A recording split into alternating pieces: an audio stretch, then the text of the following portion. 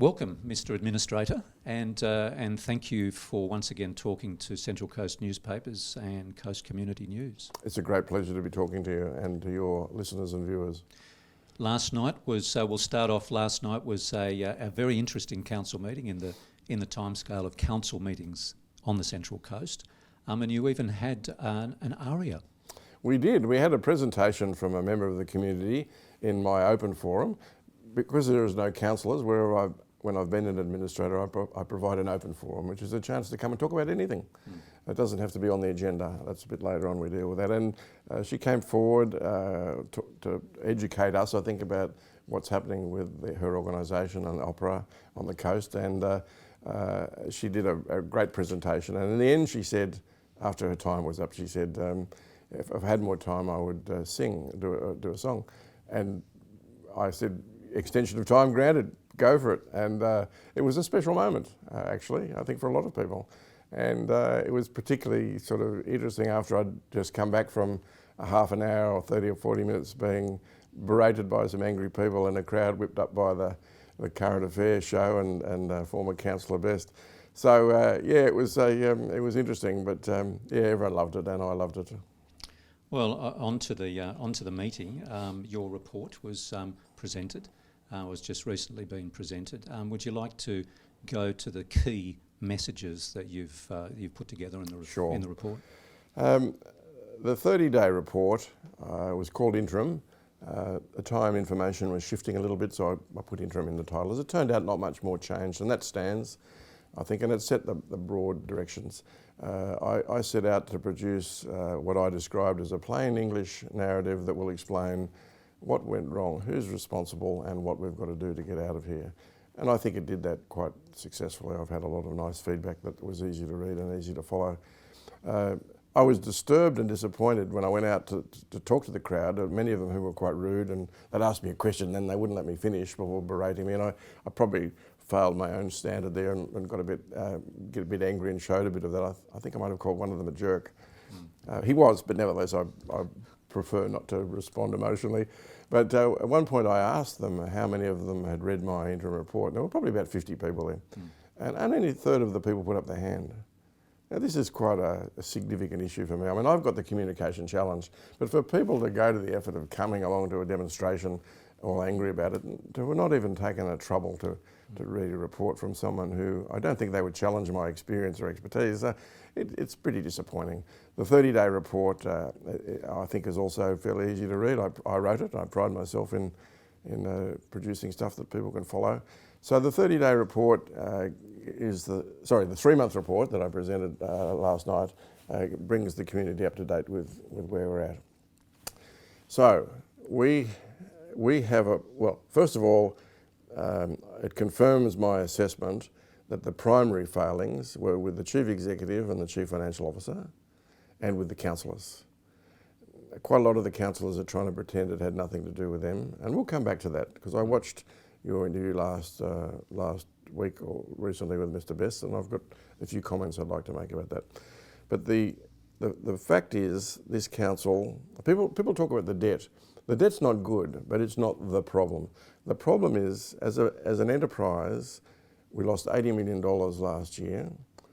This year we're on track to lose $114 million. But 45 of that is will be one-off payments for staff payments as they leave the organisation, probably around 300 people. So actually the loss is around 70 million in ongoing terms. So that means if we did nothing else, we would have a $70 million loss this year, and next year it would probably be a bit bigger because wages are growing faster than rate revenue. That's not sustainable. It's just not possible to do that. And not only do we need to not have a loss, we also need to have a surplus of some sort to repay debt or to have new projects, which the community wants. So we have developed a package which has a mix of those options of savings and income revenue. We are also selling assets, and to the extent that we do that, and there will be no fire sale if we don't get good value for money. And I've set up a property advisory committee with independent expertise to help the chief executive make sure we do this properly. And as I say, no fire sale. But any money raised through asset sales doesn't help with the operating loss. So you pay down debt with that. So we have to find savings that are year on year. So obviously having 300 people less in the organisation gives you a significant amount, probably around 35 million in the end you save year on year from doing that. So let's say we've got to find 70 plus another 10 for surplus 80. Then you've got to, we've made cuts to contractors, materials, we've cut the capital works budget back, and that means less materials and less contractors. So we get to a point where probably almost 3/4 of the savings that we have to make are being made from cuts, trying to do the business for less. Which will be realised in the future going forward. Yes, going forward, year on year. A 15% rate increase, should IPART agree to it, and I personally would like them to. I understand a lot of people don't want it, but I make my decision on the balance of what's going to be best for the organisation and in the end the community. That will bring around 26 million a year. And if we didn't have that increase, and we go back to the other side of cutting costs and cutting programs and whatever, Mr. Hart and I, who have a lot of experience between us, we've got probably 70 years experience over many organisations, including 6 councils, it's our view that the damage to the organisation is probably irreparable. You lose too much expertise. There's just a critical mass where if you go below that, you're really putting the organisation at risk. And well-intending community advocates, I don't think they necessarily have that appreciation. And the crowd out there last night wasn't that interested in listening to me on that point. But I believe it is necessary to have a rate increase. I'll make a couple of points on the rate increase, if I may. First of all, there's no doubt in my mind and Mr. Hart's mind that if there'd been no merger, Gosford would have faced a very significant rate increase. They were in trouble financially, and they held out for the merger without going for it. Even if we have a 15% rate increase, we're going to see the harmonisation of the rates, and that means at the time of merger, Wyong's rates were quite a lot higher than Gosford's rates. The government said you can't fix that disparity up for 3 years. We're now into the year where we can. So that means Gosford's rates would go up. If we did no rate increase, Gosford's rates would go up significantly and Wyong's rates would go down. Even with a 15% increase, Wyong's rates on average will still go down $3 a week. And last night, there were Wyong residents there, and I called for a show of hands, and I said, how many of you realise that your rates on average are going to go down $3 a week? 2 people put their hand up. A lot of people had no idea. So again, how have we got to that point? But anyway, it is true that average Gosford rates after harmonisation will go up around 8. And some people will pay more. If they're in a high value property, that could well go to 12, 15. Lower value property, of course, it would be less, as averages are. So it is tough for some in Gosford, and we will do everything we can to soften the blow on people. For example, there are pensioners who are in high value properties that don't have much money, much cash. And there are measures already in place, and I'll make sure people are aware of that, and we'll try and soften the impact there as best we can. But also on rate increases, there was a woman out there last night who question to me was, we already pay the highest rates in New South Wales, how can you do this to us? And I was a bit surprised because I've already written on this as well. And I said, well, actually that's wrong. We're nowhere near the highest rates in New South Wales, and we are, even after a 15% increase, should it be agreed to, we will still be paying here less than our neighbouring councils of Newcastle, Maitland and Lakes Entrance. And she looked quite confused. Someone had told her this and no one had corrected the record. But again, I've written about that. So this is another person that's feeling passionate and angry, but it's not making the effort to follow through. So while a rate increase is annoying and has angered a lot of people, I think they're really angry about the fact that their council has let them down so badly. And some of them are angry about the merger. They want to blame it on the merger. Well, there's so many factors in this equation, including COVID and fires and merger costs and the IPART decision. It's a perfect storm in many regards. Yeah, there was a lot of things happening, but I've formed the view, and Mr. Hart and I share this view, this problem now that we've got is not caused by the merger, and we can talk more about that. But just for people who are tuning in here, I think the simplest way I can explain it is that the IPART decision took $40 million out of revenue in one hit. That's year on year. That was the sewage, water and sewage charge, yes. Charges. Basically said you've been charging too much for people. Very substantial reduction, which no one seems to remember. Well, we do, and we interviewed Gary Murphy at the time, and he pointed that out. That was a big disappointment in that regard. Well, it was tough. It's a big amount of money. So you've got $40 million gone off your revenue line. You've put on 250 staff, and my colleagues in the local government world, no one can believe that a merged council has put on 250 staff. I mean, most people expect staff numbers to drop if not increase. There's some evidence that Gosford particularly might have cut its staff, not fill vacancies to look better fit for the future and for the merger. Gosford was broke, Wyong had $5 million. So neither of them are very strong. That's $5 million. We asked your colleague Rick about that and the books that were presented at amalgamation with what it looks like is a incorrect audit where funds from the Sewer and Water Fund seem to be represented in the cash fund of Wyong Council to the tune of $60 or so million. If you're a councillor and you receive that, is there a chance that that's part of their misunderstanding? Yes, it is. And in my 30-day report, I acknowledged that, and I in fact I expressed the view that they should not have been expected to understand what that was happening. And they've got a CEO and a CFO not telling them that, or presenting reports in a certain way. And I think it would be unrealistic and unfair to expect that councils would have understood that. Although someone might have said, you know, how come we've got all this money? But just going back to my point, to help people understand that the problem with that ongoing budget, 40 million comes out in revenue one hit, 30 plus millions added by putting on extra staff, there's 75. Okay. It's a lot now, of money.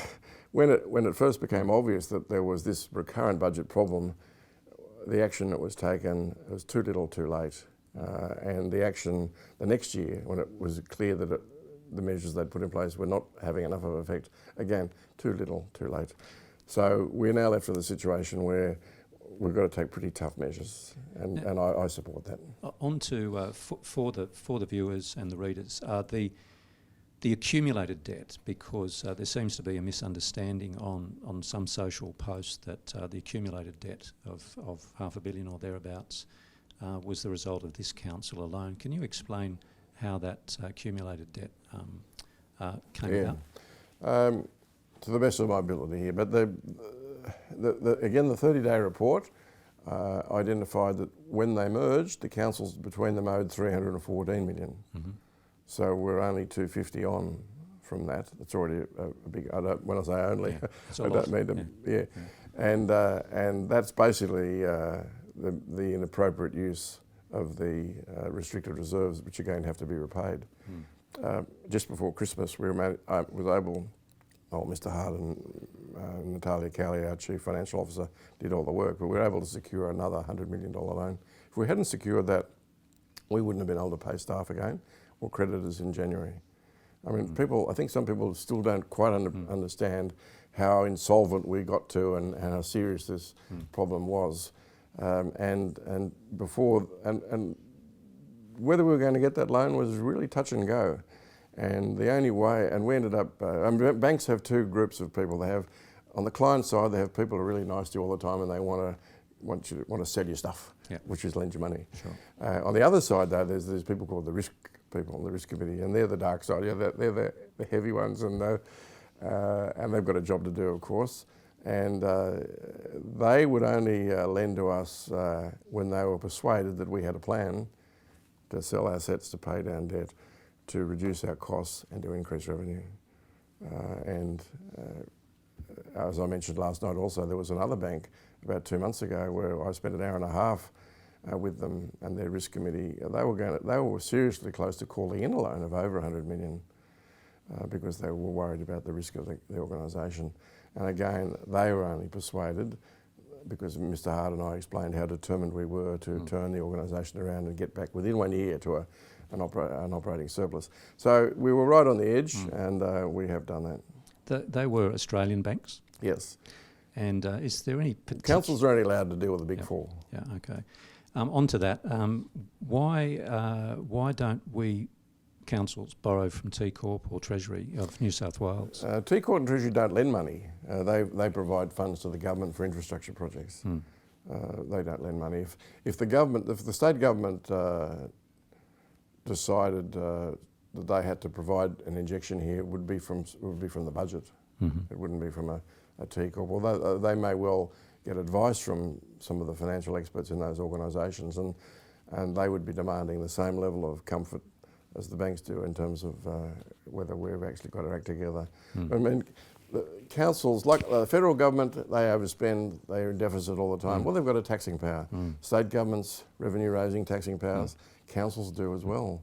And people say, well, why wouldn't the state government bail us out? Well, from their point of view, this council made a decision to put on 250 staff. This council, yes, they got a significant cut from an independent pricing regulator, 40 million out of their budget on water charging, but they then had to make their decisions to cut their costs and cut their cloth to suit. So there's no one in the state government that feels like they've got an obligation here, which goes to the question of, was this caused by the merger? And in my view, no, it was a peripheral factor, but the financial crisis is caused by the chief executive previous, and the previous financial controller and the previous councillors not doing their job well enough. I appreciate that. Was there enough money for a merger? If there was only $5 million for a merged very large council, the local government organisation has at least pointed out that many merged councils have financial challenges because there was not enough money given for a merger, for mergers of very large organisations, and there wasn't a budget for that readjustment in IT and staffing and so on. Is there a case for that? There's so many issues here. The amount of money that was spent here on IT makes a whole lot of us shake our heads. And there'll be more to say about that in the coming weeks, and it's not good news in terms of what we've bought and how it's working. And we'll be open about that. But there's work being done, and information will come out. But no, whether it's the private sector or the public sector, mergers in part are done to save money, to be more efficient, to use have a bigger organisation with smaller overheads relative to the organisation. There's no evidence that this council set out to harvest any of those savings. Now, I was the administrator that merged Manly, Warringah and Pittwater councils. Rick Hart was the chief executive of the Warringah Council, which had just won the Blewett Award, which is the best council in New South Wales. I employed Rick Hart when I was there as the administrator many years before, and that's an example of an organisation that was turned around from fairly chaotic performance to a top-line council. And one of my first decisions was to create a merger savings fund. And I said, every saving we make from the mergers going in that fund, you're not going to just tip it into general revenue and spend it. The residents are going to see it. For example, in that case, 3 CEOs down to 1. Well, there's $1 million, pretty close to it. 6 deputies down to 2 or 3. There's another $750,000.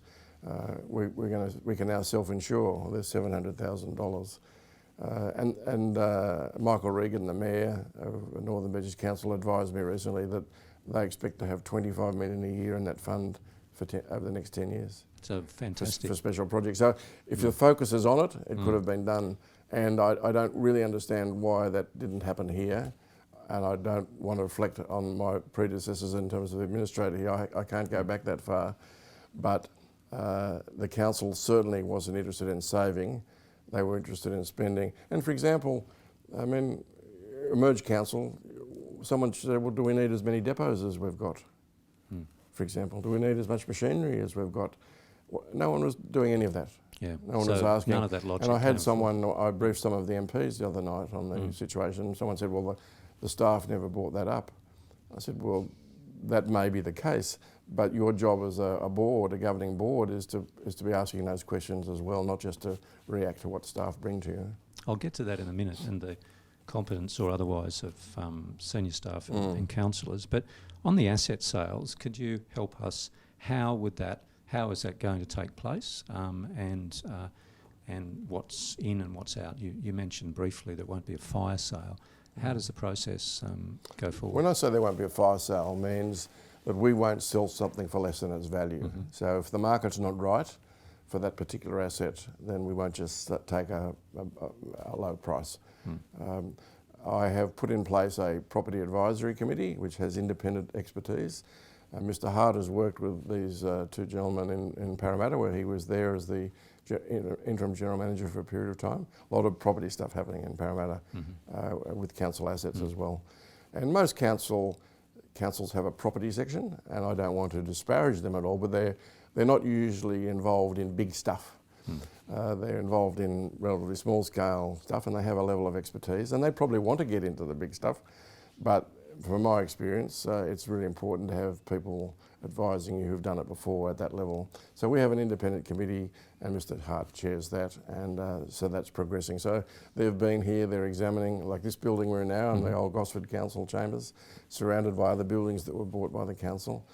What's the best way to deal with that? That's probably our biggest single asset. I also took some assets off the list that were earmarked for affordable housing projects.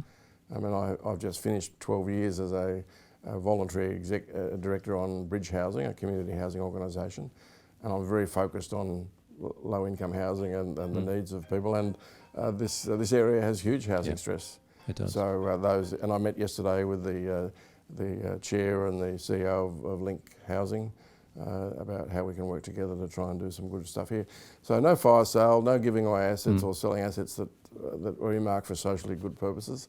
But it will progress, and we're hoping to get 40, 50 million over the next couple of years and more if possible.